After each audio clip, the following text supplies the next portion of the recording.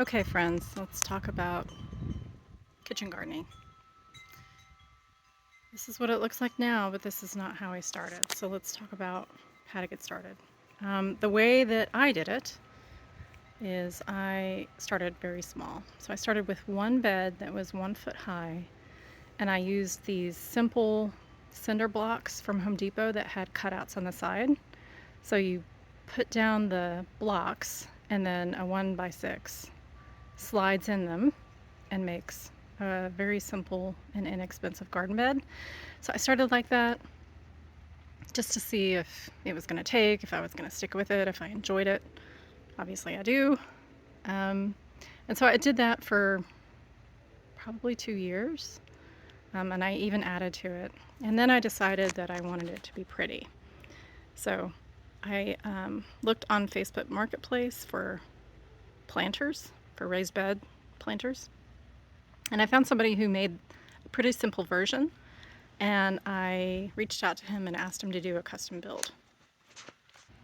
What I asked for was 3 feet wide, because I had started with a 4 foot wide, but I found that I couldn't reach the middle very well. I was leaning over quite a lot. And I was also wanted it to be higher, because in addition to reaching to the middle, it was also a lot of bending. So these are 2 feet tall, and I'm pretty happy with that. Although it's a little challenging to grow tall things like okra. So yeah, I wanted the bracing on the side, because in my first experiment, I found that the boards would bow and bend in opposite directions, and then soil would spill out. So I wanted them to be fairly even. So that's what the bracing's about. And then I also asked for this little cap, because I needed a place to set stuff. Just having the 1x on the top wasn't enough, so I asked for that.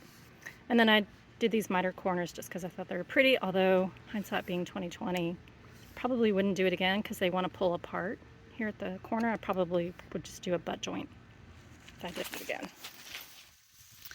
So those are the boxes. So 8 feet long, 3 feet across. Of course, I lose a little bit because of the cap. So there's a little bit of an inset here. So the dirt goes back. So I lose a little bit of planting area there.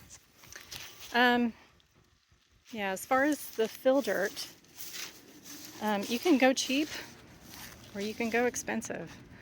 So what I did was I bought raised bed mix, or like a mixed soil and compost from Nature's Way. So I calculated the cubic yardage that I need for all 4 of these beds and bought it in bulk, and a dump truck came and dumped it on my driveway. So then you gotta wheelbarrow it back, which is pretty tedious and hot. So I got some help from that. So we've got a guy that mows and edges, and so I got his help and we did it together. So with the dirt, you have to be a little bit careful because it can be contaminated with herbicides or weeds. And so I find that Nature's Way is a good source for it, or you can just buy bagged mix, although that's a little bit more expensive, but probably more convenient, because you can just haul the bags back here and then dump them in. Some people put in like deadwood, fallen logs, trimmings, things like that in the bed, especially with these taller ones, to fill it up so it's not quite so expensive to get the dirt in there. And I actually experimented with that on the last bed. So I've got a part of a tree that we lost, and I chopped it up and put it in there. But after I did that, I learned that doing that can suck some of the nitrogen from the soil because it's used up to decompose the tree. So that is the boxes and the dirt.